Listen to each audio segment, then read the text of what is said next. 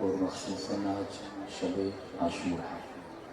آج کی رات گنہگار کتنا بھی گنہگار کیوں نہ ہو، لیکن معصوم کا فرمان ہے کہ آپ کے سب مرحومین کو آج کی رات اجازت ملتی ہے کہ وہ مجلسوں میں آتے ہیں خیرات لینے کے لیے. ملائکوں کو اجازت ملتی ہے، اولیاء کو اجازت ملتی ہے. وہاں پر بھی ایک طرح سے فرش قضا لگ جاتا ہے. وہ اس محفل میں کچھ مانگنے آتے ہیں. سب سے پہلے اپنی حاجتوں کو یاد کرنے سے پہلے ان مرحومین کو یاد کریں جن کے پاس نہ کوئی نیکی بڑھانے کا موقع ہے، نہ کوئی نیکی کوئی برائی گھٹانے کا موقع ہے. اگر کوئی نیکی بڑھا سکتا ہے تو آپ کی دعا ہے، اگر کوئی برائی گھٹا سکتا ہے تو وہ بھی آپ کی دعا ہے. ایک مرتبہ سورہ فاتحہ پڑھیے اپنے تمام مرحومین اور شہداء کے لیے. بسم اللہ الرحمن الرحیم ایاک نعبد و ایاک نستعین اهدنا الصراط المستقیم صراط الذین انعمت علیہم غیر المغضوب علیہم قل هو الله احد الله الصمد قل هو الله الرحمن الرحيم قل هو الله الرحمن الرحيم ربنا تقبل منا انك انت السميع العليم. بآواز بلند صلوات پر محمد.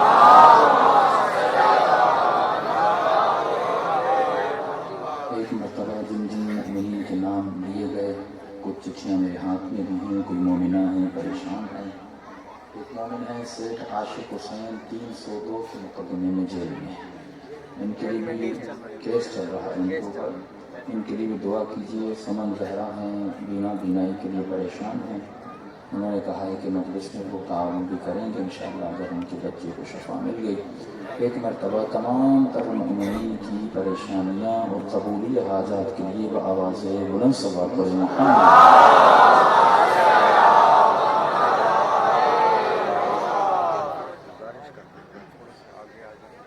ایک مرتبہ صلوات بھیج کر ایک ایک قدم آگے بنائیں تاکہ جنت کے قریب جائیں. بسم اللہ کر کے آگے آ جائیں.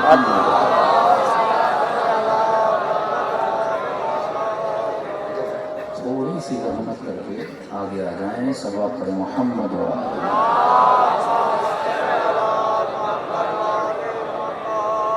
بار دیگر صلوات پر محمد.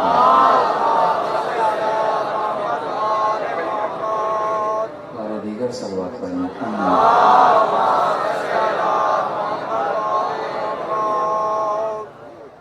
بسم اللہ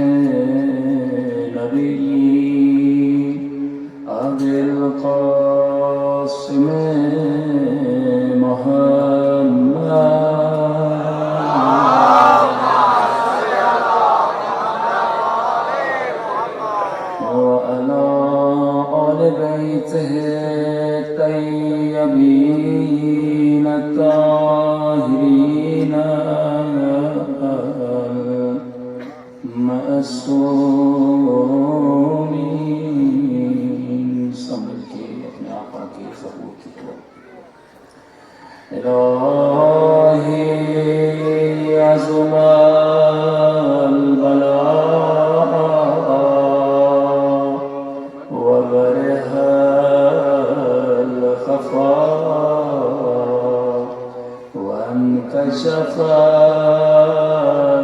الغطاء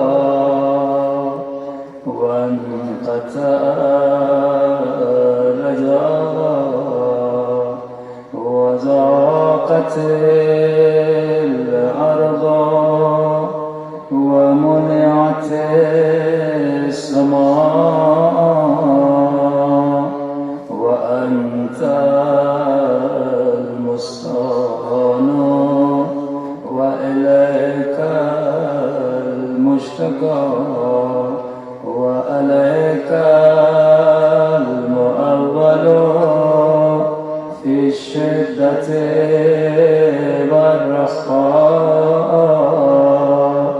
اللهم صل على محمد وآل محمد أولي الأمر الذين فرست علينا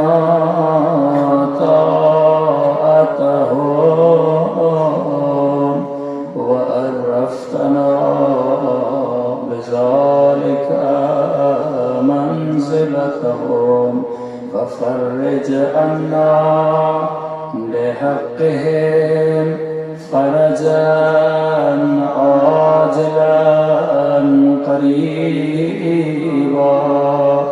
كلمح البصر أو أقرب. يا محمد يا علي يا علي يا محمد يا محمد يا علي يا محمد اكفياني فإنكما كافيا وانصراني فإنكما ناصرا.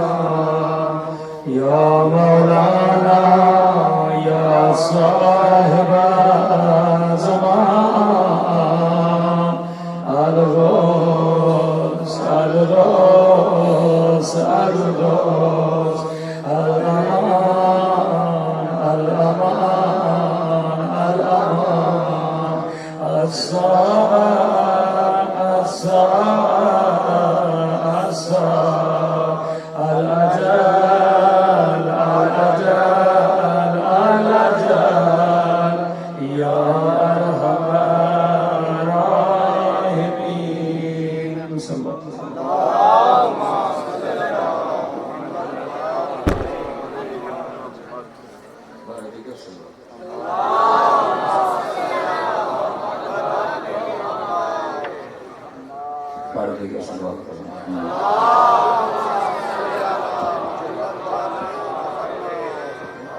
بسم الله الرحمن الرحيم. رب اشرح لي صدري ويسر لي أمري واحلل عقدة من لساني يفقهوا قولي. أما بعد فقد قال الله سبحانه وتعالى في محكم كتابه المجيد وفرقانه الحميد وقوله الحق وهو أصدق الصادقين. بقية الله خير لكم إن كنتم مؤمنين. بآواز بلند صلوات پر محمد.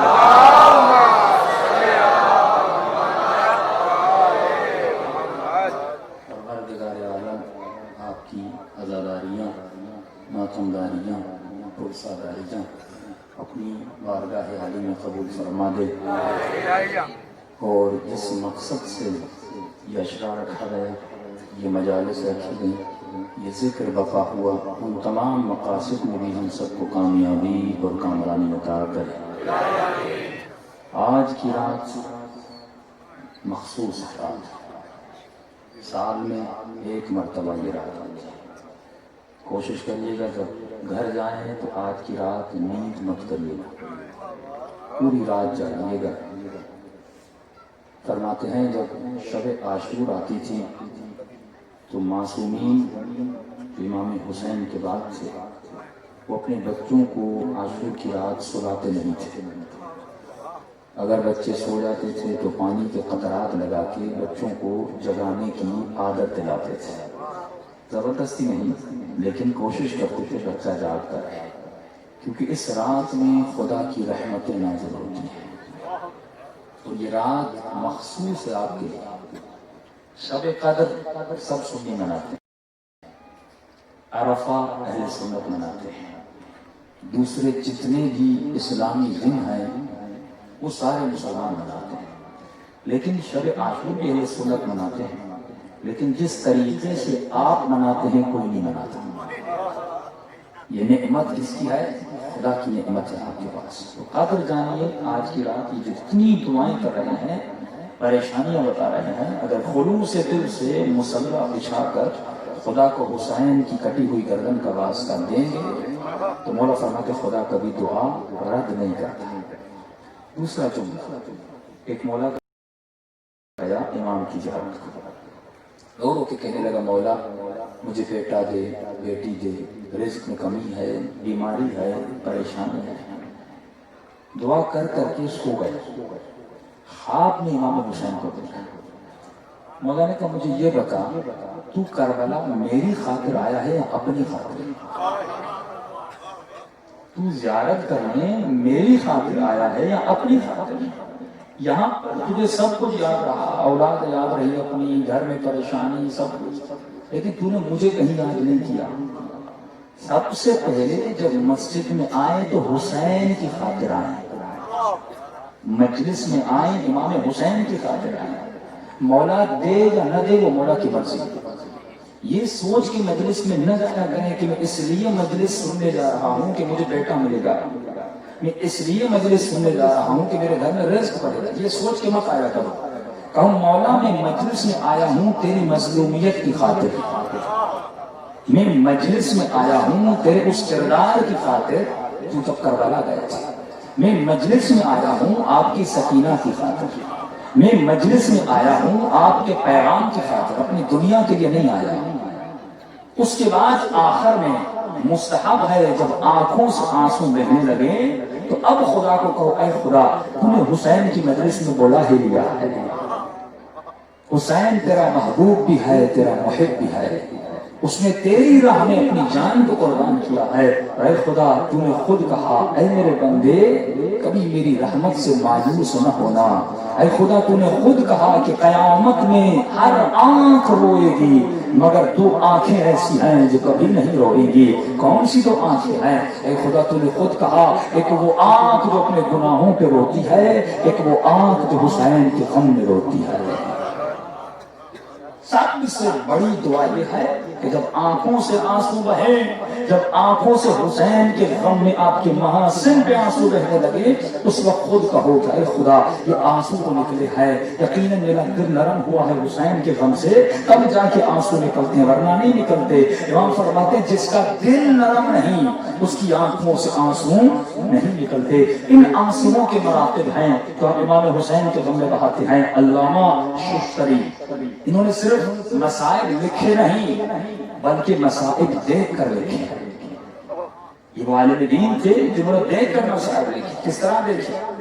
ہمارے ایک دوست تھے ISO کے، فرماتے لاہور میں ISO کا یونٹ رکھتا تھا اور کوشش کی جاتی تھی نوجوانوں کو کیمپ پہ لگائی جائے، تو ہم کیمپوں کے لیے نوجوانوں کو کسی اچھی جگہ پہ لے جاتے تھے، جیسے اسلام آباد کی کوئی اچھی جگہ، گلگت بلتستان میں اچھی جگہیں ہیں، پہاڑ پر جاتے تھے اور پوری رات وہاں کیمپ لگاتے تھے اور امام زمانہ کے ساتھ راز و نیاز کرتے تھے۔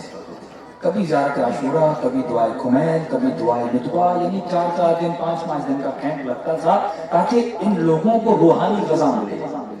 ہمیں روحانی غذا صرف 10 دن محرم میں ملتی ہے، کوشش کریے پورا سال یہ روحانی غذا حاصل کریے تاکہ آپ کا روح بلند ہو۔ تو وہاں بھی نوجوان اپنا واقعہ بتاتا ہے، کہتے کہ مرتبہ دعائے کمیل پڑھ کے ایک مرتبہ اس کی کیفیت طاری ہوتی ہے، زار و قطار اپنے گناہوں پہ رونے لگتا ہے، رو رو کے خدا کو حسین کا واسطہ دیتا ہے کہ خدا امام حسین کے صدقے میں میرے گناہوں کو بخش دے۔ فرماتے ایک مرتبہ اس کی حالت بگڑی اور مکمل طور پہ بے ہوش ہو گیا۔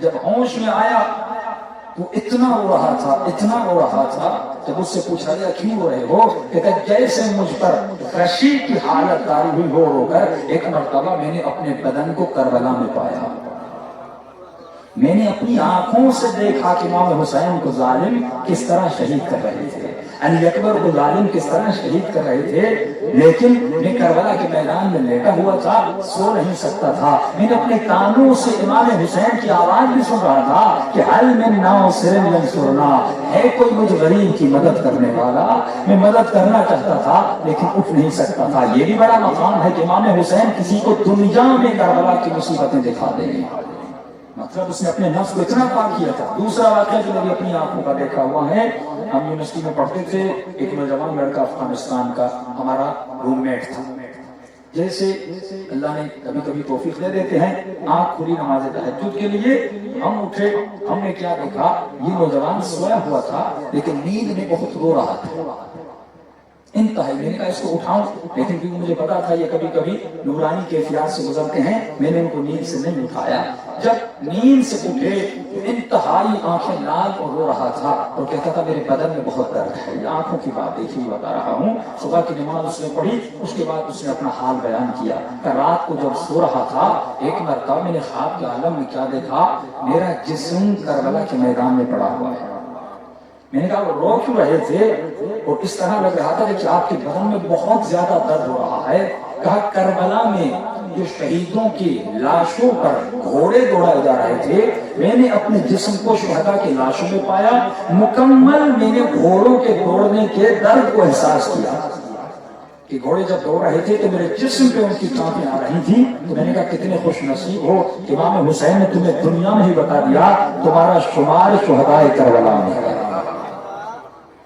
ایسا کردار بنائیے، ایسی رفتار بنائیے کہ دنیا میں امام حسین آپ کو بتا دے کہ تم میرا چاہنے والا ہے، دنیا میں امام زمانہ آپ کو یہ بتا دے کہ تم میرا عاشق ہے، تم میرا چاہنے والا ہے، تیرا مقام اتنا بلند ہو جائے کہ امام تیرے مقام پہ گواہی دیں۔ اور یہ کب ہوگا؟ جب انسان اپنی روح کو بلند کرے گا۔ یہ کب ہوگا؟ جب انسان اپنے آقا اور مولا امام زمانہ کو پہچانے گا۔ صلی اللہ علیہ وسلم۔ دیگر سلام کیونکہ آج آخری مجلس ارادہ تو تھا تھوڑے بہت قبائل پڑھوں، لیکن کیونکہ وقت کی قلت کی وجہ سے میں زیادہ تر تمام کے فرامین پہ توجہ دوں گا۔ مولا فرماتے ہیں کہ لوگ کیوں ہم اہل بیت سے دور ہو گئے، اس کی وجہ کیا ہے؟ بیسک وجہ یہ تھی کہ لوگوں کو اہل بیت کے فرامین پہ یقین نہ تھا۔ یقین کا کیا مطلب؟ اگر میں کہوں مولا علی نے کہا کہ نماز واجب، روزہ واجب، آپ کو تو یقین ہے مولا سچ کہہ رہے ہیں، لیکن عملی یقین، جب مولا یہ کہیں کہ یہ عمل کرو گے تو جہنم میں جاؤ گے لیکن پھر بھی وہ عمل کرو، مولا یہ کہیں اگر تفرقہ ڈالو گے تو جہنم کی آگ میں چلو گے، اختلاف ڈالو گے تو جہنم کی آگ میں چلو گے، لیکن میں پھر بھی علی کے فرمان کو سن کر اس کی مخالفت کروں۔ مولا یہ کہیں جو نماز نہیں پڑھتا تو ہم ایسے نہیں، من استخف بالصلاۃ لیس منا، جس نے نماز کو خفیف سمجھا، مولا فرماتے ہم سے نہیں۔ پھر امام جعفر صادق فرماتے ہیں لا ینالو لا ینالو شفاعتنا من استخف بالصلاۃ، جس نے نماز کو خفیف سمجھا قیامت کے دن ہماری شفاعت اسے نہیں ملے گی۔ اب یہ سنتا بھی رہے اور عمل بھی نہ کرے، لیکن اس کو یقین نہیں مولا کے فرمان پر، یہ تو جان رہا ہے کہ مرنے کے بعد جہنم ہے، جنت ہے، لیکن جب یقین ہوگا اس کے بعد جو مسلمان عمل کرتا ہے، یقین نہ ہونے کی وجہ سے عمل نہیں کرتا۔ صلی اللہ علیہ محمد و آلہ۔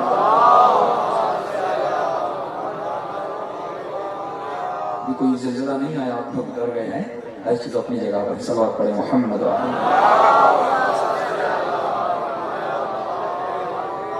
امام فرماتے جب گنہگار کو میدان محشر میں لایا جائے گا، یہ گنہگار اپنے گناہوں سے اتنا پشیمان ہوگا، اس کے وجود میں اتنی حسرت ہوگی کہ فرمایا یعز الظالم علی یدیہ، یہ اپنے ہاتھوں کو کاٹ کاٹ کر کہے گا اے کاش میں نے زندگی میں علی کے فرمان پہ عمل کیا ہوتا، اے کاش میں نے اپنی زندگی میں امام زمانہ کے فرمان پہ عمل کیا ہوتا۔ مولا فرماتی ہے انسان دنیا میں پرستی کی وجہ سے، یقین نہ ہونے کی وجہ سے اپنے ہاتھوں سے کبھی اپنے بابا کو جا کر آپ نے دفن کیا، کبھی اپنے بھائی کو دفن کیا، کبھی اپنے دادا کو دفن کیا، آج کسی کو یاد ہے وہ مردہ؟ آج کسی کو اپنے آباء و اجداد یاد ہے؟ کسی کو یاد نہیں۔ مولا فرماتے جسم مٹی میں مل جاتا ہے، فنا ہو جاتا ہے، دنیا کی ہر چیز انسان بھول جاتا ہے، لیکن اے مومن، اے مسلمان، جب تو قبر میں جائے گا پوری دنیا تجھے تک و تنہا چھوڑ کر چلی جائے گی۔ وہاں پر کون سی چیز کام آتی ہے؟ وہاں پر اگر کام آتا ہے تو ذکر خدا اور ذکر حسین۔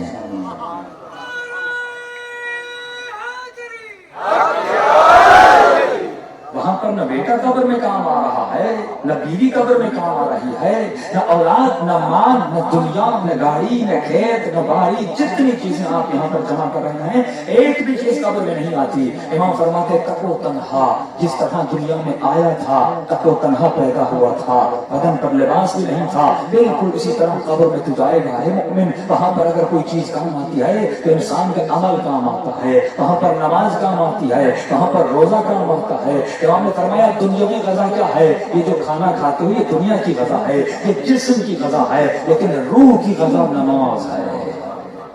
روح کی غذا نماز ہے، 17 رکعت نماز۔ امام بڑا عجیب فرمان فرماتے ہیں، مولا فرماتے خدا نے پورے قرآن میں شرابی کو کافر نہیں کہا، زانی کو کافر نہیں کہا، جھوٹے کو کافر نہیں کہا، لیکن خدا نے بے نمازی کو کافر کہا۔ کیوں کہا؟ بے نمازی کو کافر کیوں کہا؟ حالانکہ زنا بہت بڑا گناہ ہے، شراب بہت بڑا گناہ ہے، لیکن امام نے فرمایا شرابی کافر نہیں، جو تارک الصلاۃ، دو لوگ ہیں، ایک وہ ہے جو نماز کو مانتا ہے لیکن پڑھتا کم ہے، وہ تو کافر نہیں، اللہ سے استغفار کرے دوبارہ نماز کی طرف پڑھے۔ لیکن ایک وہ ہے جو مانتا ہے نماز ہے لیکن نماز کو مکمل طور پہ ترک کیا ہوا ہے، جیسے اس کا کسی نماز سے کوئی تعلق ہی نہیں ہے، اپنے عمل سے بتا رہا ہے کہ میں نماز کو نہیں مانتا، اپنے عمل سے بتا رہا ہے کہ میرا نماز سے کوئی سروکار نہیں ہے، اب اس کے امام فرماتے یہ کافر ہے۔ مولا سے پوچھا مولا کیوں؟ امام فرماتے ہیں کیونکہ جو انسان زنا کرتا ہے، جو انسان شراب پیتا ہے، کم از کم کوئی لذت تو لیتا ہے۔ اگر شہوت میں کوئی زنا کر رہا ہے لذت لے رہا ہے، اگر شراب پی رہا ہے تو نشے کی لذت لے رہا ہے۔ ہر گناہ میں اللہ نے لذت رکھی ہے، جو اس گناہ سے لذت لے کے اللہ کی مخالفت کر رہا ہے۔ اگر قیامت میں پوچھا جائے گا تمہیں زنا کیوں کی، ایک جواب تو دے سکتا ہے کہ خدایا میں لذت میں شکار ہو گیا تھا، شہوت کے غلبے میں آ گیا تھا، میں نے گناہ کیا۔ لیکن امام فرماتے ہیں جو انسان نماز نہیں پڑھتا، نماز نہ پڑھنے میں کوئی لذت نہیں ہے۔ کون سی لذت ملتی ہے؟ آپ 17 منٹ میں نماز نہ پڑھیں، کوئی لذت انسان کو نہیں ملتی۔ امام فرماتے اس کا مطلب کیا ہوا؟ اس نے نماز کو حقیر سمجھا، ناچیز سمجھا، استحقاق یعنی خفیف سمجھا، بالکل ناچیز سمجھا۔ اب جب نماز نہ پڑھا، نماز کو حقیر سمجھا، اور مولا نے کہا نماز کس نے واجب کی ہے؟ خدا نے۔ اس کا مطلب یہ اپنے رب کو حقیر سمجھ رہا ہے۔ نماز کے لیے کس نے کہا؟ امام حسین نے، مولا علی نے، مطلب یہ مولا علی کو حقیر سمجھ رہا ہے، اور مولا فرماتے جو اپنے رب کو حقیر سمجھتا ہے وہ انسان کافر ہو جاتا ہے۔ ہمارے بعض علماء نے، اب یہاں تو نہیں ہے لیکن کراچی میں جو آغا خانی ہے، دو گروپس ہیں، ایک آغا خانی ایک بوہرا۔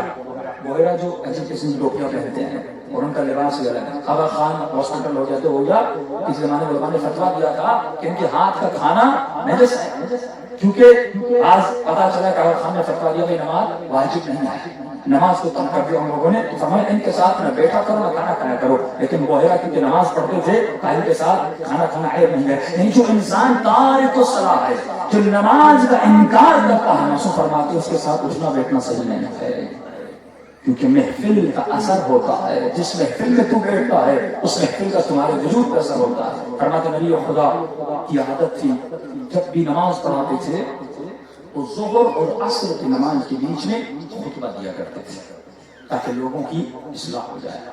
اب ملتا ہے نبی خدا کے زمانے میں ایک شخص تھا جو نماز کو پڑھتا تھا لیکن بری عادت کا شکار تھا، بری عادت اس کو وجود میں تھی۔ وہ کون سی عادت تھی؟ وہ عادت چوری۔ دو طرح کے چور ہیں اس میں نے بتایا، ایک وہ چور جو لوگوں کے مال سے چوری کرتا ہے، امام نے فرمایا یہ بھی چور ہے، لیکن اس سے بدتر چور وہ ہے جو امام زمانہ کی چوری کرتا ہے، جو خمس نہیں دیتا، جو اللہ نے واجب کیا اپنے مال سے اس واجب کو نہیں نکالا، اور کیوں کرتا ہے؟ کیونکہ حب دنیا ہے۔ یہ بیچارہ چور تھا، اس کے وجود میں مال دنیا کی محبت تھی۔ نبی خدا نے اپنے خطبے میں جملہ کہا، لوگوں اے دیکھو، اگر خدا نے کہا کہ دنیاوی حرام لذت کو چھوڑو اس لیے کہا تاکہ خدا یہی لذت تجھے آخرت میں عطا کرنا چاہتا ہے. کل میں نے بتایا نا دنیا کا کوئی بھی پینے والا شراب ہو شربت ہو اس میں ایک ذائقہ ہے، لیکن جو آب کوثر ہے مولا فرماتے اس میں 99 ذائقے ہیں. اتنا مزیدار ہے کہ مومن پیے گا لذت جائے گی نہیں. جہنمی جب اللہ سے کچھ مانگیں گے تو ان کو زقوم، حمیم، ابلا ہوا پانی، کانٹے دار خاردار غذا ملے گی. لیکن جنتی مانگے گی نہیں، یہاں ارادہ کرے گی وہ چیز ان کے سامنے آ جائے گی. اللہ کی آواز آئے گی تم نے دنیا میں میرے ارادے پہ عمل کیا، اب آخرت میں تیرے ارادے پہ عمل کروں گا. دنیا میں جو کچھ میں نے کہا تو نے وہ کیا، اب آخرت میں جو کچھ تو کہے گا وہ میں تجھے دوں گا. ایک مرتبہ خدا نے کہا مؤمن اگر خدا کسی لذت سے منع کر رہا ہے کیونکہ خدا وہ لذت ابدی طور پر آخرت میں دینا چاہتا ہے. یہ سنتا تھا لیکن چوری کی عادت، رات کو بحسب معمول یعنی بحسب عادت یہ گیا چوری کرنے. کہتا مجھے پتا چلا یہ خاتون کا گھر ہے اور اس کا شوہر مر چکا ہے، بیوہ ہے، اس کے گھر میں سامان بھی بہت ہے، لہٰذا میں جا کر چوری کروں. تب ایک مرتبہ اس خاتون کی دیوار پر چڑھا. جیسے دیوار پر چڑھا میں نے کیا دیکھا، صحن میں مصلی بچھا کے وہ خاتون نماز پڑھ رہی ہے. ایک مرتبہ شیطان نے اس سے وسوسہ کیا، یوسوس فی صدور الناس، یہ ملعون مومنوں کے سینوں میں وسوسہ کرتا ہے. اور پتہ ہے جب قیامت کے دن آپ کہیں گے خدا شیطان نے مجھے گمراہ کیا، تو شیطان کیا کہے گا، خدایا میں نے کوئی زبردستی تھوڑی کی تھی، یہ تو خود اپنی مرضی سے کرا، میں نے تو مشورہ دیا، میرے مشورے پر عمل نہ کرتا. یعنی وہاں پر بھی کون ٹھہرے گا گنہگار، ہم ٹھہریں گے. وہ تو یہ کہہ کر چلا جائے گا، کہے گا خدایا ایک مشورہ تم نے دیا تھا، ایک مشورہ میں نے دیا، اس نے اپنی مرضی سے میرے مشورے پہ عمل کیا، نہ کرتا. ایک مرتبہ سے مشورہ دیا، کیا مشورہ دیا کہ بھائی چوری بھی کرو، الیاذ باللہ یہ خاتون اکیلی ہے، اس کے ساتھ زیادتی بھی کرتی. کہتا جیسے شیطان نے میرے ذہن میں وسوسہ کرنا شروع کر دیا، اب اللہ فرماتے جس کے دل میں تھوڑا سا بھی ایمان ہوتا ہے خدا اس کی مدد کرتا ہے. ایک مرتبہ رسول خدا کا فرمان یاد آیا، اے مومن اگر دنیا میں حلال کرو گے، اگر حرام کو چھوڑو گے، خدا وہی لذت تجھے قیامت میں دے گا، آخرت میں دے گا. اللہ کی باتوں پر عمل کرو اور دیکھو اس کا اثر کیا ہوتا ہے. زندگی دنیا کی زندگی میں بھی اثر ہوگا، آخرت کی زندگی میں. اس لیے پوری زندگی میں نے شیطان کی سنی، پوری زندگی شیطان کی سنی، آج اپنے خدا کی سن لیتا ہوں. میں بھی آپ کو یہی کہتا ہوں اس عشرے میں، یہ میرا آخری پیغام ہے کہ پوری زندگی آپ نے اپنی سنی. آج شب عاشور خدا کو کہیے خدا ہے آج کے بعد میں اپنی نہیں سنوں گا، تیری سنوں گا، جو تو کہے. پھر دیکھیے کہ مسائل حل کس طرح ہوتے ہیں. مسائل تو مصیبتیں ہیں، انسان کے لیے امتحان ہیں، لیکن دیکھیے خدا راہوں کو کس طرح بات کرتا ہے. کہ خدایا پوری زندگی میری آنکھ نے اپنی مانی، لیکن اب میری آنکھ حسین کا مانے گی. نبی خدا کا فرمان سنیے. تب ایک مرتبہ نبی خدا ایک جگہ سے گزر رہے تھے، نوجوانوں کو دیکھا جو بھاری بھاری پتھر اٹھا کے مقابلہ کر رہے تھے. میں بہت بڑا طاقت تھا، اس طرح یہاں نوجوانوں کے آپس میں مقابلے ہوتے ہیں کھیتوں میں، ادھر ادھر کوئی کشتی کوئی کیا، میں بڑا طاقتور، میں بڑا طاقتور. نبی خدا نے کہا یہ دنیا کے بڑے طاقتور نہیں ہے، ان سے بڑا کوئی کمزور نہیں. تو یا رسول اللہ یہ اتنا بڑا پتھر اٹھا رہا ہے، اتنا وزنی پتھر ہم نہیں اٹھا سکتے، اور آپ کہتے ہیں اس سے بڑا کوئی کمزور نہیں ہے. نبی خدا نے کیا فرمایا؟ فرمایا سب سے بڑا طاقتور انسان وہ ہے. فرمایا اس پتھر کا وزن کتنا ہے؟ 1 من، 10 ٹن، 20 کلو، 40 کلو. اس کو تو اٹھا رہا ہے، لیکن سب سے بڑا طاقتور انسان وہ ہے جب نامحرم پہ نگاہ پڑے اپنی بے وزن پل کو بند کر لے. کتنا وزن ہے اس کا؟ کتنا وزن ہے؟ گرامز میں بھی نہیں آئے گا. لیکن ہم جب کسی نامحرم کو دیکھتے ہیں اتنی طاقت نہیں ہوتی کہ اپنی دل کو بند کرے، اپنی آنکھ کو بند کرے. معصوم فرماتے جس انسان کے دل میں تقویٰ نہیں، خوف خدا نہیں، اس سے بڑا بزدل، اس سے بڑا ضعیف کائنات میں کوئی نہیں. لیکن جس کے دل میں تقویٰ ہے اس سے بڑا قوی طاقتور کوئی نہیں. کس طرح؟ اللہ نے کہا روزہ واجب. جس کے دل میں تقویٰ ہے وہ بھوک کو برداشت کر جاتا ہے، لیکن جس میں تقویٰ نہیں وہ پیٹ کا غلام. خدا نے کہا حرام کو نہ دیکھو، آنکھوں کا غلام. اب دیکھیے اکثر ہمارے محکموں میں، پولیس میں، مختلف سرکاری محکموں میں، ایک مرتبہ آپ ایک سرکاری پولیس والے کے پاس گئے، بھائی میرا کیس ہے، قاضی صاحب کیس کو حل کریے. نہیں ہوگا. کہ پلیز کام کریے، نہیں ہوگا۔ ایک مرتبہ آپ نے نوٹ نکالا، کیا کام ہو جائے گا؟ یہ کس کا غلام ہے؟ پیسے کا غلام۔ مولا فرماتے ہیں جو انسان اللہ کا خوف نہیں رکھتا وہ دنیا میں ضعیف بھی ہے، ذلیل بھی ہے، بدنام بھی ہے، لیکن جو اللہ کا چاہنے والا ہے اگر وہ کسی کے سامنے ذلیل ہے تو خدا کے سامنے، اگر ضعیف ہے تو خدا کے سامنے۔ ضعیف بنیے تو خدا کے سامنے، ذلیل بنیے تو خدا کے سامنے، نہ پیسے کے سامنے، شکم کے سامنے۔ رشوت کا پیسہ دیکھا آنکھیں بڑی ہو جائے، حرام کا پیسہ دیکھا جو آیا چلتا گیا چلتا۔ مولا فرماتے ہیں اس سے بڑا کوئی ضعیف نہیں ہے جس کے دل میں خوف خدا نہیں ہے۔ اب سنیے، یہ نوجوان کے کہنے نے پوری زندگی اپنے نفس کی مانی۔ میں نے کہا آج رات اپنے نبی کی مان کر، آج رات حسین کی مانیے، آج رات امام زمانہ کی مانیے، زیادہ نہیں 40 راتیں۔ من اخلص اللہ 40 یوما، 40 دن۔ امام فرماتے ہیں خلوص سے دل سے میری مانو۔ جتنے چہرے میں دیکھ رہا ہوں 20 سال سے اوپر ہے، آپ نے 20-25 سال اپنی مانی۔ امام 20 سال نہیں مانگ رہے، 1 سال نہیں مانگ رہے، مولا کہہ رہے ہیں مجھے 40 دن دے دیں۔ کیا حسین کو اتنا بھی نہیں دے سکتے؟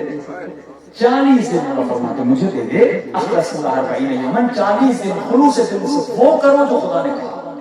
نماز پڑھو، روزہ رکھو، زکوٰۃ دو، اپنی آنکھوں کو بچاؤ، اپنے پاؤں کو بچاؤ، اپنے حرام سے بچو، اپنے سات اعضاء کو گناہ سے بچاؤ اور اللہ کا ذکر کرو۔ مولا فرماتے پھر کیا ہوگا؟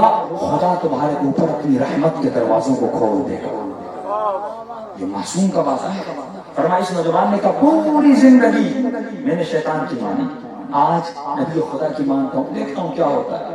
یہ وہاں سے اترتا ہے، بحسب معمول مسجد میں جاتا ہے نماز پڑھنے کا۔ جیسے نبی خدا نے ظہر کی نماز پڑھائی، اب نماز عصر سے پہلے نبی خدا خطبہ دیتے تھے۔ نبی نے خطبہ دیا کہ اے لوگ، وہی فرمان پڑا، اے لوگوں اللہ کی بات کو مانو، حرام سے بچو، اگر بچو گے خدا وہی لذت تمہیں حلال کے راستے سے دے گا، حلال کے راستے سے دے گا۔ یہ بھی سن رہا تھا۔ ایک مرتبہ جیسے نبی کا خطبہ ختم ہوا، خواتین میں سے خاتون اٹھی کہ یا رسول اللہ میری ایک عرض ہے۔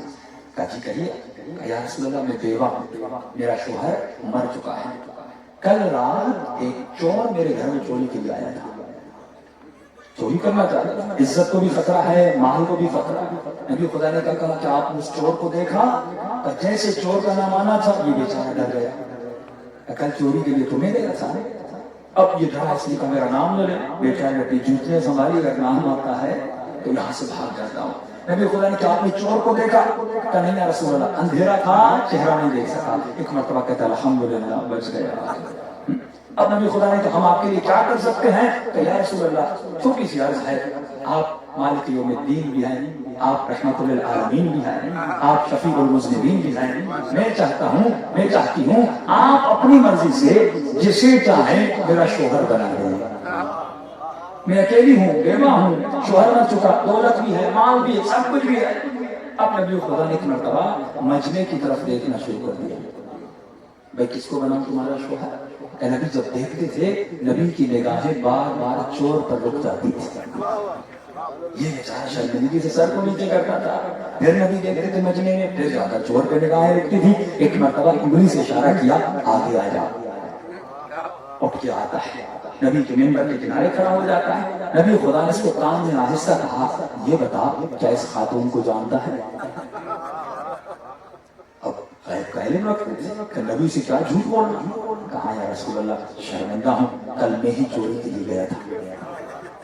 اب میرے سوال کا جواب دے جی یا رسول اللہ، کل اگر تو چوری کرتا، العیاذ باللہ زنا کرتا، تو آج تو کہاں کھڑا ہوتا؟ میرے ممبر کے پاس یا بازار میں کوڑے کھا رہا ہوتا؟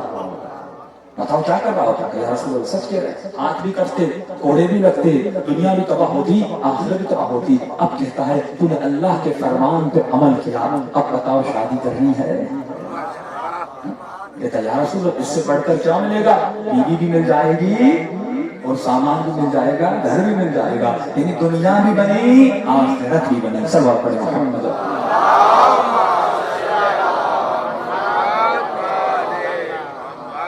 یہ ہدایت جو معصومین ہمیں دینا چاہتے ہیں اسی لیے صرف یہ سوچ کے مت روئیے کہ شمر نے امام حسین کو مارا، شمر پہ لعنت ہو، یزید پہ لعنت ہو، بے شمار ہے اس پر لعنت، لیکن وہ تو معلوم ہمارے درمیان نہیں، قبر میں چلا گیا، جل گیا، سڑ گیا۔ مولا فرماتے ہیں دو طرح کی لعنتیں ہیں حسین کے، دو دشمن ہیں۔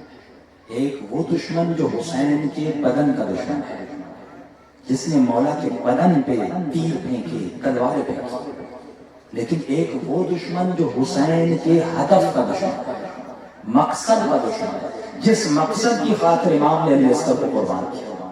کہا علی اصغر اگر تو قربان ہوتا ہے تو ہو جا، لیکن حسین کا مقصد زندہ رہے۔ اگر زینب کی چادر لٹتی ہے تو لٹ جائے، لیکن حسین کا مقصد زندہ رہے۔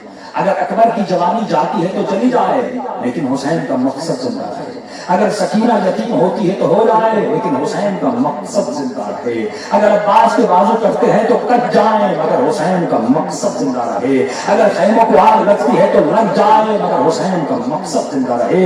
میں کہوں مولا آپ کا مقصد کا امام نے کا زیارت عاشورہ نہیں پڑھی، کیا مقصد حسین کا؟ اشہد انک قد اقمت الصلاۃ وآتیت الزکاۃ وامرت بالمعروف ونہیت عن المنکر۔ مولا تیرا پہلا مقصد یہ تھا کہ نماز قائم ہو، مسلمان و عمل بنے۔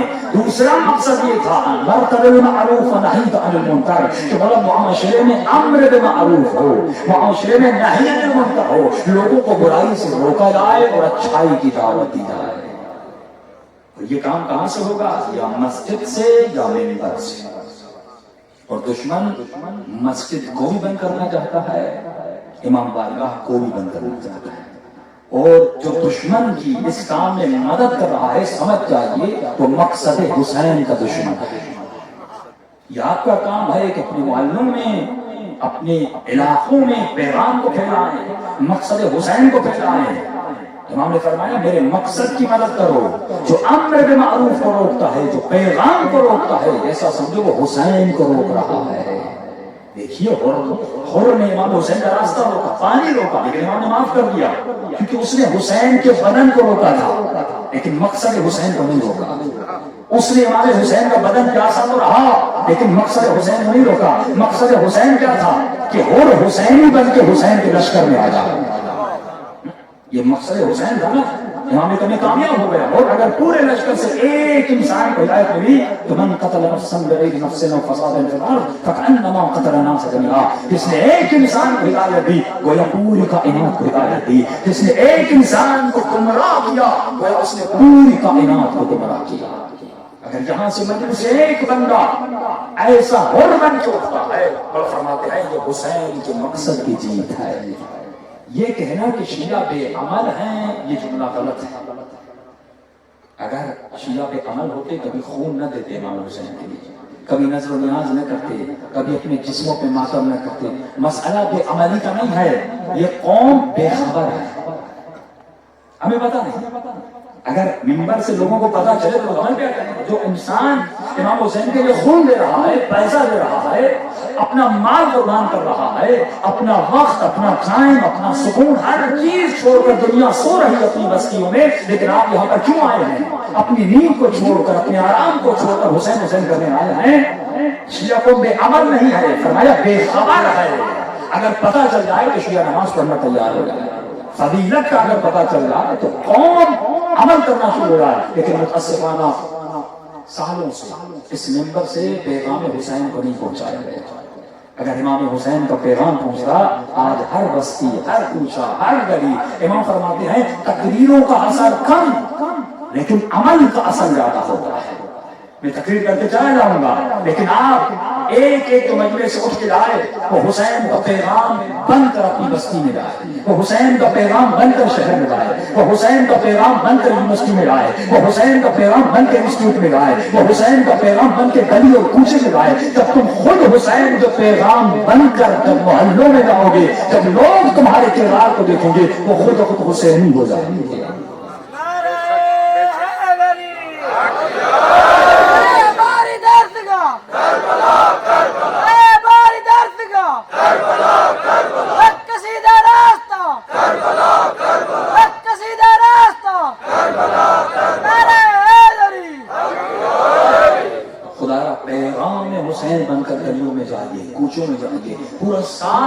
کریے تاکہ آپ خود ایک پیغامبر ہوں.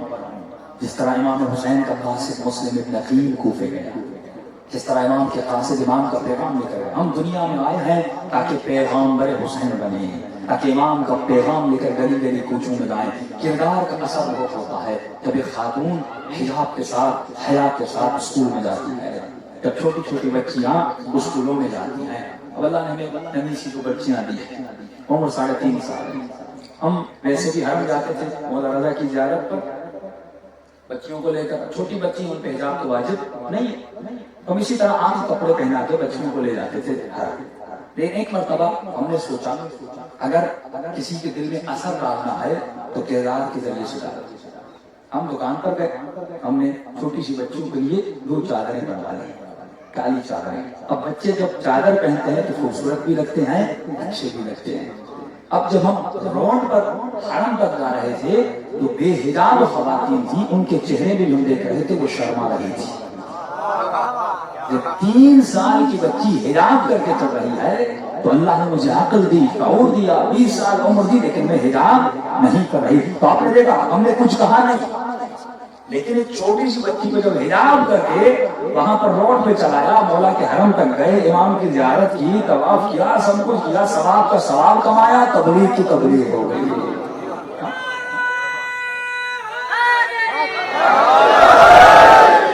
جب آپ یونیورسٹی میں اذان کا ٹائم آئے سب لوگ اپنے کاموں میں لگے ہوئے, لیکن آپ وہاں پر چھوٹا سا کپڑا نکال کر کنارے میں وہاں پر سجدگاہ رکھ کر, اگر سجدگاہ نہیں تو کاغذ رکھ کر, کاغذ نہیں تو ٹیشو پیپر رکھ کر, کسی بھی طرح آپ وہاں پر نماز پڑھیں گے. 4 لوگ آپ کو دیکھیں گے, کہیں گے کہ کتنا نمازی ہے. دیکھیے تعریف کس سے ہو رہی, کردار سے. ایک آپ کو سوال آپ کی خدمت پر سو, امام حسین نے جہاد بالسیف کیا اور بالعمل, دونوں جہاد کیے, یعنی تلوار کے ساتھ بھی جہاد کیا. مولا حسن نے, امام حسین نے, مولا علی نے, آپ کے 3 اماموں نے صرف تلوار کے ساتھ جہاد کیا. دوسرے آپ کے جتنے امام تھے انہوں نے اپنے کردار کے ساتھ جہاد کیا, یعنی تلوار لے کر نہیں گئے تبلیغ کے لیے. کس طرح جہاد کیا فرماتے ہیں, مدینے میں جب امام زین العابدین سید الساجدین مولا جب مدینے میں ہوتے تھے تو کسی نے کہا کہ امام تو کوئی خطبہ بھی نہیں دے رہے, مسجد میں جا کر کوئی واعظ بھی نہیں کر رہے, نبی کی کوئی روایت بھی مجمع میں کچھ نہیں جا کر سنا رہے. امام کا کام ہوتا تھا کہ بس مسجد نبوی میں جاتے تھے اور زار و قطار گریا کر کے نمازیں پڑھتے تھے.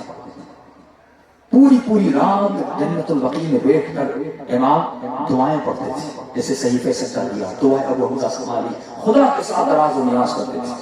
پورے مدینے میں مشہور ہو گیا, اگر کوئی سید الساجدین ہے تو حسین کا بیٹا ہے, اگر کوئی سید العابدین ہے تو حسین کا بیٹا ہے. امام نے کچھ نہیں کیا, بس اپنے کردار سے ایسی نمازیں پڑھی, ایسی دعائیں کی کہ اس زمانے میں کوئی نماز نہیں پڑھتا تھا, دعا نہیں کرتے تھے, فسق و فجور میں بٹ گیا, لوگ شرابی بن گئے. اب مولا فرماتے ہیں شرابی معاشرے میں ایک نمازی کا ہونا سب سے بڑی عبادت ہے. کہ 10 گھر ہیں, کوئی گھر نماز نہیں پڑھتا, شراب جوا ہر کام میں لگے ہوئے ہیں, لیکن ان 10 گھروں میں ایک گھر ایسا ہے جو تبلیغ نہیں کرتا, لیکن نماز کا قائم ہوتا ہے, یہ مسجد میں جاتا ہے, نماز کا قائم ہوتا ہے, مصلی بچ کے نماز پڑھتا ہے, کسی واجب کام ہوتا ہے تو لوگوں کے سامنے وہ کام کرتا ہے. امام سجاد کی سب سے بڑی تبلیغ یہ تھی کہ مولا نے لوگوں میں رہ کر نماز کو ادا کیا, لوگوں میں رہ کر یہ لقب بنا کے سید الساجدین سید العابدین. اب اثر کیا ہوا, جب وقت کا حاکم حج کے موقع پر حجر الاسود کو چومنا چاہتا تھا, بادشاہ وقت کا, حکومت, فوج, پیسہ, شہرت, ملٹری, سب کچھ اس کے پاس. ایک مرتبہ حجر الاسود کو چومنا چاہتا تھا, حج پہ بڑی بھیڑ تھی, لوگ اس کو جگہ ہی نہیں دے رہے تھے, یہ دھکے مار رہے تھے, فوجی لوگوں کو دور کر رہے تھے, جس طرح سعودیہ نے کیا, اتنے حاجیوں کو مروا دیا صرف اپنے شہزادوں کے حج کے ساتھ. فوجی دور کر رہے ہیں کہ بھائی بادشاہ صاحب حج کر, لیکن کوئی حجر اسود کو چھوڑ نہیں رہا. یہ بادشاہ کہتا ہے ایک مرتبہ میں نے دیکھا ایک نورانی سید آ رہا ہے, ساتھ میں کوئی نہیں, وہ آتا ہے, لوگ راستہ بنا بنا کر اسے حجر الاسود کی طرف لے جاتے ہیں. ایک مرتبہ کہتا میں پریشان ہو گیا, یہ کون ہے, میں بادشاہ ہوں لیکن میرے لیے کوئی راستہ نہیں کھل رہا. یہ ایک شخص آیا ہے, لوگ راستہ بنا بنا کر حجر اسود تک لے جا رہے ہیں. لوگوں نے کہا تجھے نہیں پتا یہ سید الساجدین ہے, یہ زین العابدین ہے. پورا مدینہ اس کے تقویٰ کے گیت گاتا ہے، اس کے عمل کے گیت گاتا ہے. کسی کی جرأت کہ سید کو راستہ نہ دے، ساجد کو راستہ نہ دے، عابد کو راستہ نہ دے. آپ نے دیکھا اگر تبلیغ جتنی کردار سے ہوتی ہے اتنی گفتار سے نہیں ہوتی. صرف کہنا کافی نہیں بلکہ اپنا عمل ایسا بناؤ محلے میں یہاں سے جیسے باہر جائیں ایک پیغام لے کر جائیں. اور یہ تو ہم نے کتاب چھاپی ہے، اس پہ بھی آپ عمل کر سکتے. کل بھی میں نے کہا تھا پورا سال آپ کے پاس، مہینے میں ایک ختمہ نکالیں. کتنا ٹائم لگتا ہے؟ آدھا گھنٹہ، ایک گھنٹہ. کیا ایک گھنٹہ امام زمانے کے لیے نہیں نکال سکتے؟ کیا ایک گھنٹہ امام حسین کے لیے نہیں نکال سکتے؟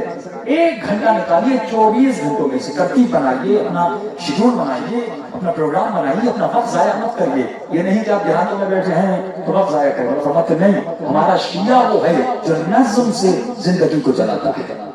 یہ نماز آپ وقت کے بعد بھی پڑھ سکتے. امام نے فرمایا کیا؟ من استخف بالصلاۃ، جو نماز کو وقت پہ نہیں پڑھتا وہ ہم میں سے نہیں. کمانا کیوں؟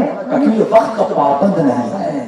فرمایا جو صبح کی نماز اس وقت پڑھے کہ ستارے گم ہو جائیں، ہم اس کی نماز سے راضی نہیں. جو مغرب کی نماز اس وقت پڑھے کہ ستارے نکل آئیں، ہم اس کی نماز سے راضی نہیں. حالانکہ نماز بعد میں بھی ہو سکتی ہے لیکن فضیلت کے وقت ادا کرو تاکہ ٹائم کے پابند بنو. امام آپ کو ٹائم کا پابند کرنا چاہتے ہیں. زندگی میں نظم لائیے، کردار میں نظم لائیے، رفتار میں نظم لائیے اور ایسے بنیے جیسے کربلا والے بنے تھے. جناب فضا کیا فرماتی ہے؟ فرماتی جب میں امام حسین کے حجرے میں جاتی ہوں میں نے بڑا عجیب منظر دیکھا. جیسے حجرے کا دروازہ کھولا، 3 سال کی بچی ہے لیکن حسین کے پیچھے نماز تہجد پڑھ رہی ہے. اللہ اکبر، کیا تربیت کی امام حسین نے جناب سکینہ کی. عزیزو یہ فرق نہیں پڑتا نسب کیا ہے نسب کیا ہے. اگر انسان ارادہ رکھے سدھرنے کا، اگر انسان حسینی بننا چاہے وہ چاہے یزید کا بیٹا کیوں نہ ہو اسے ہدایت مل جاتی ہے. ایک شخص ہے نام ہے قاسم. یہ کون ہے؟ یہ بیٹا ہے ہارون الرشید کا. لیکن کبھی بھی اپنے باپ کے مال سے ایک درہم نہیں لیا. والد بادشاہ، لیکن جب یہ دربار میں آتا تھا تو غلام اس کو دھکے مار کے نکالتے سمجھتے تھے کوئی فقیر ہے. لیکن بعد میں جب پتا چلتا تھا یہ ہارون کا بیٹا ہے تو لوگ پریشان ہو جاتے تھے. فرماتے ہیں یہ ہارون ایک کسی کے پاس مزدوری کرتا تھا، بادشاہ کا بیٹا، لیکن کہا مال دنیا نہیں چاہیے، علی کی محبت چاہیے. شہرت نہیں چاہیے، دنیا نہیں چاہیے، بڑے گھر نہیں چاہیے، بڑی سواریاں نہیں چاہیے. اگر کچھ چاہیے تو میرا آقا مجھ سے راضی رہے، میرا مولا مجھ سے راضی. ایک جملہ مولا کسی کو کہہ دے میں تم سے راضی ہوں، کیا چاہیے؟ دنیا مل جاتی ہے، جنت مل جاتی ہے. حسین ایک جملہ کہہ دے میں تم سے راضی ہوں کہ مجھے اللہ کی رضا چاہیے. امام حسین کربلا میں کیا ایک مولا کا جملہ مشہور ہے، رضا برضا رضا برضا رضا برضا. اے خدا میں حسین تیری رضا پہ راضی ہوں، اگر تو مجھے کٹتا ہوا دیکھنا چاہتا ہے میں کٹنے کے لیے تیار ہوں. کیا امام درس دے رہے ہیں؟ اس نے کہا خدا رضا برضا، مجھے دولت نہیں چاہیے. جو دولت میں غریبوں کے مال سے بنی، جو دولت غصب کر کے یتیموں سے بنی، میں اس گھر میں نہیں جاتا. اپنے باپ پہ تبرہ کرتا تھا. یہ چلا گیا کسی کے شخص کے پاس کام کرتا اور ایمانداری سے کام کرتا تھا. جہاں پر جاب کرتے ہیں کام کرتے ایمانداری سے کام کریے. کام میں بھی کام چور مت بنیے، یہ چوری بھی بڑا گناہ ہے. یہ کام کرتا تھا، بوریاں اٹھاتا تھا، مزدوری کرتا تھا. ایک مرتبہ بیمار پڑ گیا. کہتا جیسے یہ بیمار ہو گیا اس نے اپنے مالک کو بلایا. مالک کو کہا میں ایک دن میں مر جاؤں گا، میری ایک وصیت ہے. مالک نے کہا نہیں بھائی ہم آپ کا علاج کروائیں گے. کہا نہیں مجھے پتا چل گیا مجھے اب جانا ہے. جو صاحب دل ہوتے ہیں ان کو پتا چل جاتا ہے انہیں کب دنیا سے جانا ہے. امام فرماتے ہیں مومن کو 3 دن پہلے پتا چل جاتا ہے کہ میری موت آنے والی ہے. یہ بھی اللہ کی نعمت ہے کہ 3 دن خدا دیتا ہے، جتنی توبہ کرنی ہے کر لے، جس کا حق ادا کرنا ہے حق ادا کر لے. خدا مہلت دیتا ہے 3 دن کی. لیکن جو انسان دل میں ایمان نہیں اسے پتا بھی نہیں چلتا. اسی طرح ایکسیڈنٹ کی موت میں دوسری موتوں میں دنیا سے چلا جاتا ہے لیکن اسے کوئی علم نہیں ہوتا. اس نے کہا مجھے علم ہے کہ میں مرنے والا ہوں، میں دنیا سے جانے والا ہوں، میری ایک وصیت ہے اس پہ عمل کر. کہا کون سی وصیت؟ کہا میں نے آپ سے ایک بات چھپائی. کون سی بات؟ کہا میں ہوں ہارون الرشید کا بیٹا. ایک مرتبہ اس کا مالک کانپنے لگا. کہا بادشاہ کے بیٹے اور میرے پاس کام کر رہے ہو، بوریاں اٹھا رہے ہو. کل ہارون کو پتا چلے گا وہ تو مجھے مار دے گا، جیل میں ڈال دے گا۔ میں نے اس کے بیٹے سے بوریاں اٹھوائی، کام کیا، کہ نہیں آپ ان کو مت بتانا میں آپ کے پاس کام کر سکتا ہوں، میری چھوٹی سی وصیت ہے۔ کہ کون سی وصیت ہے؟ کہ میرا باپ تھا وہ مجھے پیسہ دینا چاہتا تھا، دولت دینا چاہتا تھا، سب کچھ، لیکن میں نے نہیں لیا۔ لیکن باپ تھا، اس نے آخر میں مجھے مجبور کیا کہ اگر تم میری کوئی چیز نہیں لیتے یہ میری انگوٹھی رکھ لو، بس جب دربار میں آیا کرو کسی کام سے یہ انگوٹھی فوجیوں کو دکھایا کرو تاکہ وہ تجھے تنگ نہ کریں، میری بےزتی ہوتی ہے، لوگ تجھے دھکے دیتے ہیں، دربار سے نکال دیتے ہیں، یہ ایک نشانی رکھ لو تاکہ تو جب آئے کوئی تجھے تنگ نہ کرے۔ کہتا اے میرے مالک، میں نے پوری زندگی میں کبھی حرام نہیں کھایا، پوری زندگی میں کبھی اہل بیت اور اہل رسول کی مخالفت نہیں کی، لیکن باپ تھا، خدا کا حق و حکم ہے کہ اف بھی نہ کہو کچھ نہ کہو۔ میں نے کہا چلو یہ حق بھی ادا کر دیتا ہوں، میں نے ایک انگوٹھی ان سے لے لی تھی، اب میں مرنے والا ہوں، میں قبر میں حرام کی انگوٹھی لے جانا نہیں چاہتا۔ ایک ایسی چیز میرے پاس ہے جو میری نہیں، جو ہو سکتا ہے کسی کی غصب شدہ ہو، ایک وصیت میری ہے، یہ انگوٹھی جا کر میرے باپ کو واپس دے دینا۔ اور کہتا ہے اے میرے مالک، مجھے غسل اور کفن دینے کی ضرورت نہیں ہے، ایک شخص آئے گا جو میرا کفن بھی لے کر آئے گا، میری نماز بھی پڑھائے گا۔ اس کا مالک کہتا ہے میں نے انگوٹھی جا کر واپس دی، رات کو جب گھر میں واپس آتا ہوں میں کیا دیکھتا ہوں، ایک نورانی چہرہ ہے جو قاسم کے کنارے بیٹھا ہے۔ کہتا ہے جب غور سے دیکھا تو میں نے دیکھا مولا امام موسیٰ قاسم ہے۔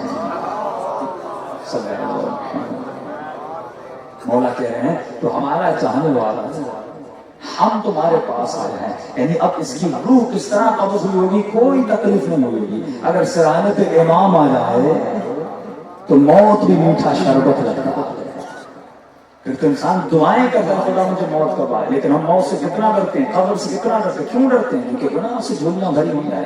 اگر گناہ نہ کیے ہوتے، امام کیا فرماتے ہیں، مومن کے لیے موت موت نہیں علی کی زیارت کا پیغام ہے۔ اپنے آقا کو خواب میں دیکھو گے، اپنے مولا کو دیکھو گے تو خدا را ان مجلسوں سے کچھ لے کر جائے گے اپنے گھر میں۔ مخصوصاً آپ کے یہاں خواتین کے اوپر بڑا ظلم ہوتا ہے، دیہاتوں میں خواتین پہ بڑا ظلم ہوتا ہے، کیونکہ یہاں مرد عورتوں کو پاؤں کی جوتی سمجھتے ہیں۔ مولا فرماتے ایسا بالکل نہیں ہے، تو بھی اللہ کی مخلوق ہے، وہ بھی اللہ کی مخلوق ہے۔ اگر خدا نے تجھے حاکم بنایا ہے تو یہ بات یاد رکھنا، جس گھر سے سکینہ سکینہ بنی، جس گھر سے قاسم قاسم بنا، جس گھر سے علی اکبر بنا، یہ ان کی ماؤں کا کردار تھا۔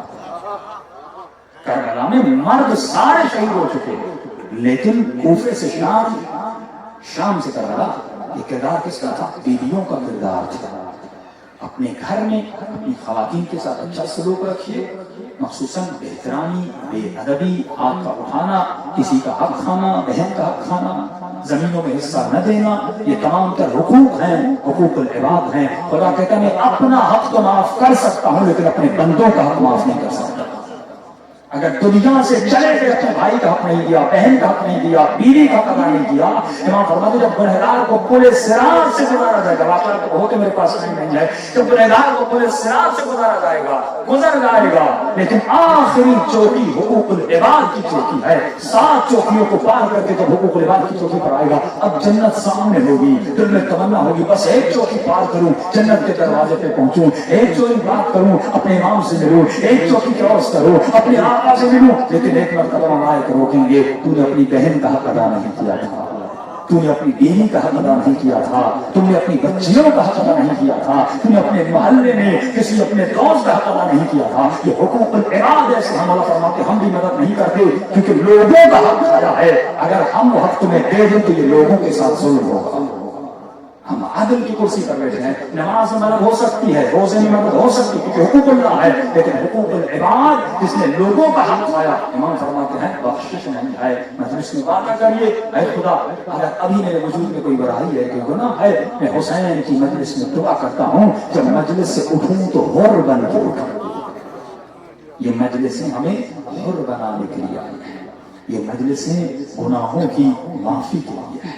شب عاشور بڑی عظیم رات ہے، اس رات نور ٹپکتا ہے مومنوں کے۔ امام فرماتے ہیں جب تو مجلس پڑھ کے چلا جاتا ہے، جب یہ پنڈال خالی ہو جاتا ہے، کہ یہاں سے جو ملائک آئے تھے وہ آسمان کی طرف جاتے ہیں. آسمان کے ملائک پوچھتے ہیں کہاں سے آ رہے ہو؟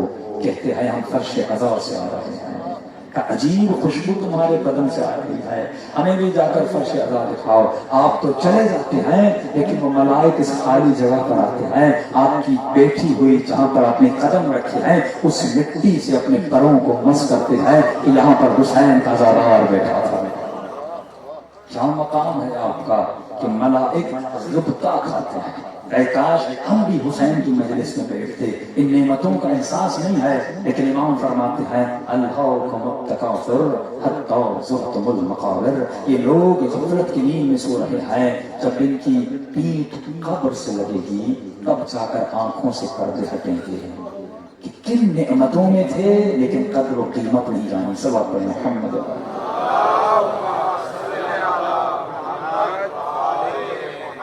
وقت بہت ہو گیا. دعا کی رات ہے، پھر یہ زاری کی رات ہے. آج کی رات اپنے لیے مومن کے لیے دعا کریے کہ خدا حسین کے صدقے میں سب کے گناہوں کو بخش دے. حسین کے صدقے میں ہمیں ایسا بنا دے جیسا ہمارے آقا امام زمانہ دیکھنا چاہتے ہیں. مولا فرماتے ہیں مومن میں تم سے اتنی محبت کرتا ہوں کہ تو بھی ہم سے نہیں کرتا. میں تمہارے گناہوں پہ تم سے زیادہ روتا ہوں، کیونکہ جس طرح ماں اپنے بچے کو آگ میں جلتا ہوا نہیں دیکھ سکتی. اللہ نے آپ کو بچے دیے ہیں نا، کہ آپ برداشت کریں گے آپ کا ننھا سا بچہ آگ میں چلے؟ نہیں کریں گے. رسول خدا فرماتے ہیں انا و علی ابوا هذه الامه، میں اور علی اور اولاد علی اس امت کے دو باپ ہیں. اور فرماتے ہیں میں کیسے برداشت کروں میرے بابا کا چاہنے والا، میرے حسین کے غم میں رونے والا جہنم کی آگ میں جلے. اے مومن ہم تمہیں بچانے کے لیے آئے ہیں. جب علی ابن مہدیار 40 سال حج پہ گئے، 40 سال حج 1 سال واجب ہوتا ہے لیکن وہ 40 سال گیا تاکہ امام زمانہ سے ملے. جیسے امام کی زیارت نصیب ہوئی اس نے سلام کیا السلام علیک ایھا المحجوب، میرا سلام ہو سلام پر جو پردے میں ہے. ایک مرتبہ امام نے کہا علی ابن مہدیار مجھے اس طرح نہ پکارو، میں پردے میں نہیں تمہاری آنکھوں پہ پردہ لگا ہے. کہ مولا 40 سال آیا. امام نے کہا تو 40 سال نہیں آیا، میں 40 سال تیرا انتظار کر رہا تھا کب تو میرے پاس آئے گا. لیکن پردوں کی وجہ سے، نافرمانیوں کی وجہ سے، گندی عادتوں کی وجہ سے تو مجھے نہیں دیکھ سکتا تھا. آج اگر آنکھوں کو پاک بنائیں یہ پردے ہٹ سکتے ہیں، زہرا کے لال کو دیکھ سکتے ہو. معصوم فرماتے ہیں ایک بوڑھا شخص تھا، اس کے بدن پہ گندگی تھی. حمام گیا نہانے کے لیے. جیسے حمام میں داخل ہوا حمام کے مالک نے اس کو دھکے دے کر حمام سے نکال دیا. کہا تمہارا بدن گندا ہے، میلا ہے، تو میرے حمام کو خراب کرتا. یہ بوڑھا باہر گیا بیچارہ زار و قطار رونے لگا.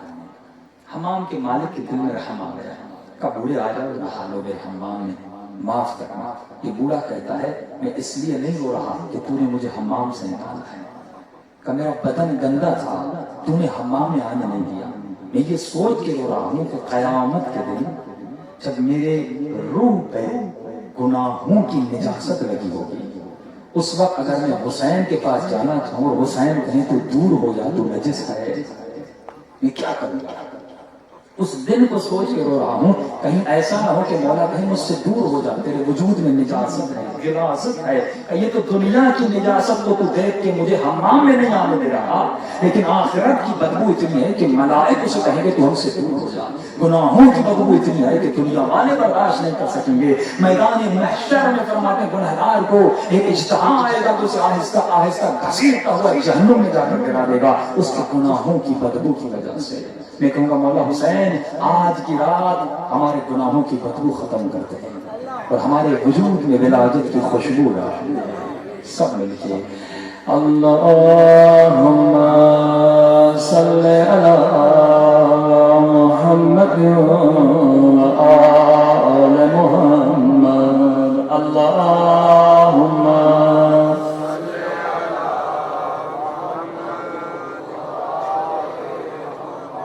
اللہم صلی علی محمد و آل محمد. اللہم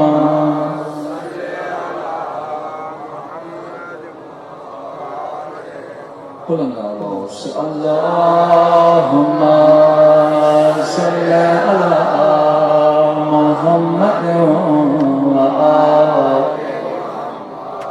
اللهم صل على محمد وآل اللهم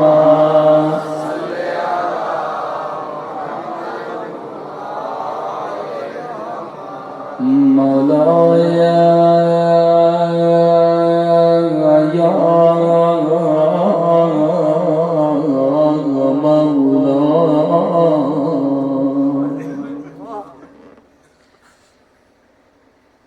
أنت العزيز وأنا المذنب.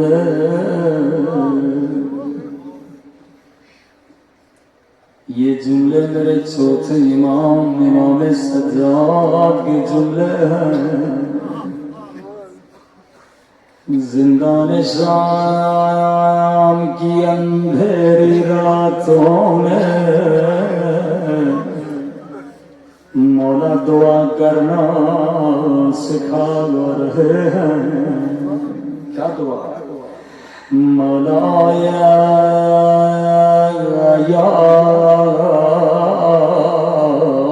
مولا الافوا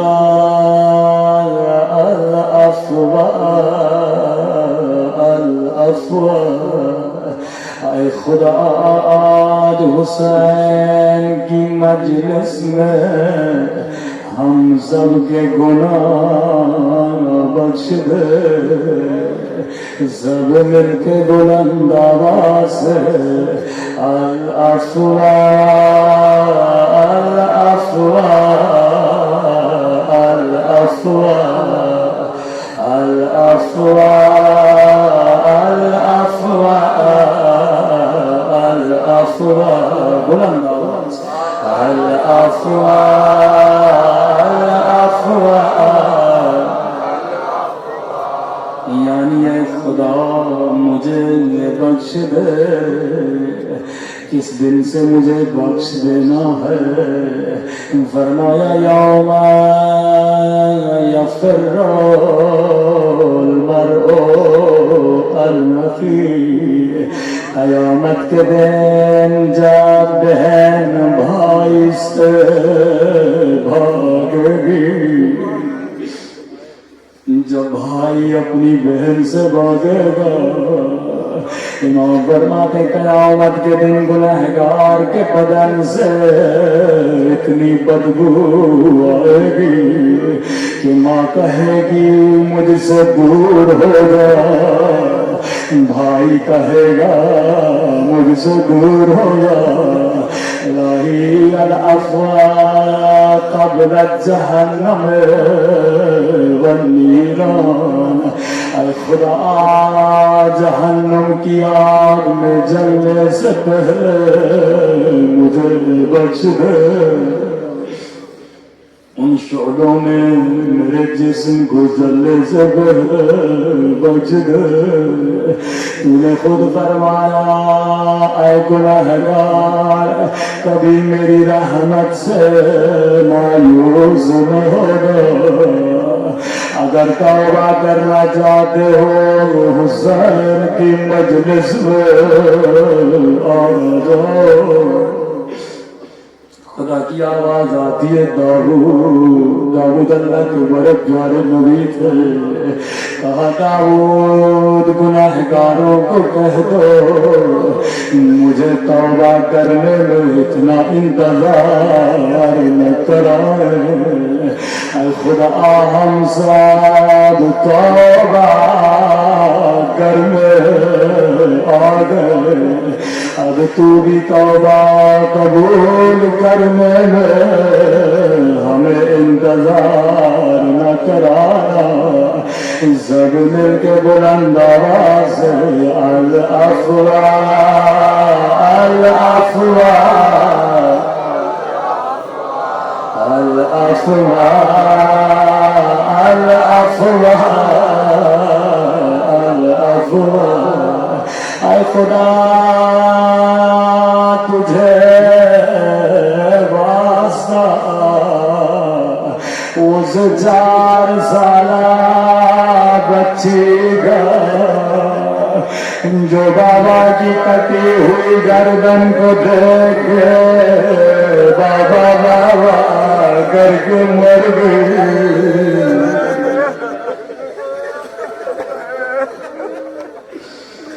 تجھے واسطہ سکینہ کے زخمی کانوں کا تجھے واسطہ عباس کے کٹے ہوئے بازوؤں کا ہمیں قیامت کے دن حسین کے سامنے شرمندہ نہ کرنا. ہمیں قیامت کے دن سکینہ کے سامنے شرمندہ نہ کرنا. ہم گنہگار ضرور ہیں لیکن تیرے حسین کے عاشق ہیں. اے خدا ہمیں قبر کی اندھیری راتوں میں تنہا نہ چھوڑنا. آج کی رات ہم سب سے راضی ہونا. ابھی تو آج ایسا واسطہ دینا چاہتا ہوں. راضی کہتا میں نے حسین کو ہر شہید کے جنازے پہ دیکھا لیکن جب حسین کو علی اکبر کے جنازے پہ دیکھا تھا میں حسین کو پہچان نہ سکا. سر کے بال سفید ہو گئے تھے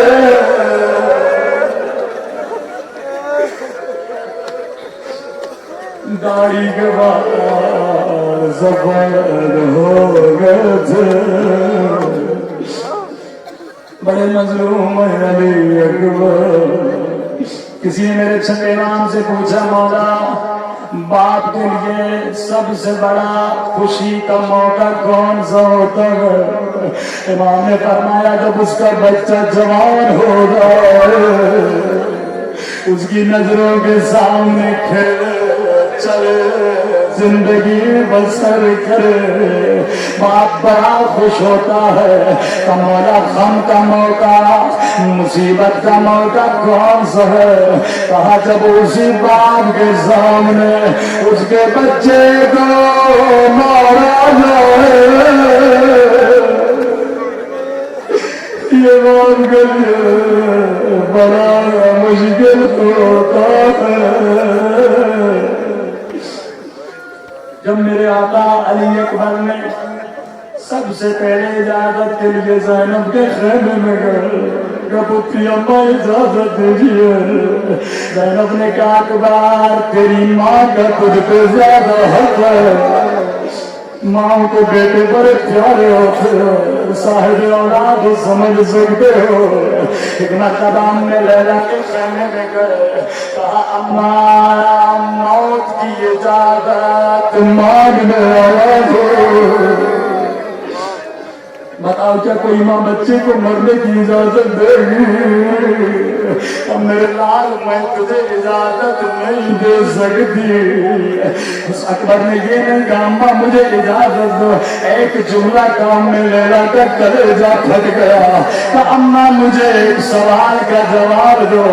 اگر قیامت کے دن میری دادی زہرا کو یہ کہے میرا تم نے اپنے بچے کو میرے حسین پہ قربان کیوں نہیں کیا؟ اما زہرا کو کیا جواب دو کہ اکبر چلا جا میں نے تجھے زہرا کے حسین پہ قربان کر دیا. فرمایا جیسے اکبر نے لیلا کے خیمے سے نکلے ایک مرتبہ ایک خیمے میں گئے جہاں زمین پہ ایک بیمار امام سویا ہوا تھا.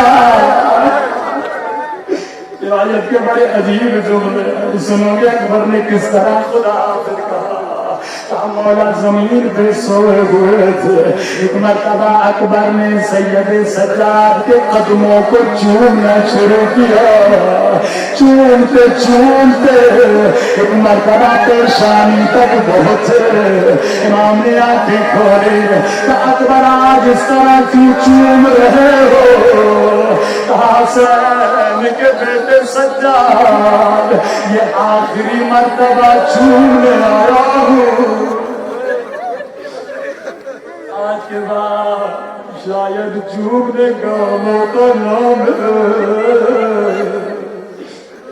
امام فرماتے ہیں اکبر اگر اجازت ہوتی میں بھی تلوار اٹھاتا.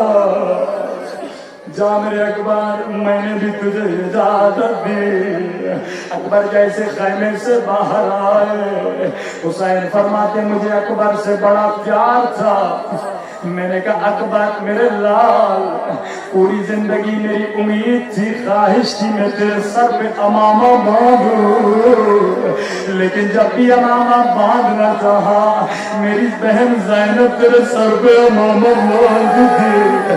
اکبر اب جانے والا ہے آخری مرتبہ اپنے سر پہ امامہ باندھ لے. راوی کہتے اکبر کا قد بلند تھا. ایک مرتبہ گھٹنوں کے بل بیٹھے حسین امامہ بھی باندھتے تھے اور رو کے کہتے تھے انا للہ وَإِنَّا إِلَيْهِ راجعون. تو میرا فرمایا جیسے حسین کے شیر کو گھوڑے پہ سوار کیا گیا. امام حسین نے کہا اکبر اب میدان کی طرف جا رہا ہے میرے لال ذرا آہستہ آہستہ جانا. مڑ مڑ کے اپنے بابا کو دیکھنا. اکبر جیسے جاتے تھے مڑ مڑ کے حسین کی طرف دیکھتے تھے. جیسے گھوڑے نے رفتار پکڑی اکبر کہتے میں نے مڑ کے دیکھا میرا بابا دوڑتا ہوا میرے پیچھے آ رہا تھا. میں نے کہا بابا یہ بے ادبی ہے میرے پیچھے نہ آئیے. حسین نے فرمایا اکبر تیرے پاس کوئی جوان بیٹا نہیں ہے. جوان بیٹوں کا شہید ہونا بڑا مشکل ہے. جیسے اکبر میدان میں گئے مقتدر کروں ایک مرتبہ جیسے گھوڑے سے گرنے لگے. عزیزو کربلا میں جو بھی شہید جب بھی گھوڑے سے گرا تھا سب نے حسین کو آواز دی تھی لیکن اکبر وہ شہید جب گھوڑے سے گرا تو حسین کو آواز نہیں دی. ایک مرتبہ حسین دوڑتے ہوئے اکبر کی لاش میں پہنچتے عبادت کے بڑے زخم جو ہوئے. ایک مرتبہ کا ادعونی یا بنیا او میرے لال اپنے بابا کو آواز دو تیرے بابا کو کچھ نظر نہیں آتا. اکبر کی آواز آئی الیہ الیہ میرے بابا میری طرف آئیے. حسین جیسے اکبر کی لاش پہ پہنچے ایک مرتبہ کہا میرے لال جو کچھ بابا سے مانگنا ہے مانگو.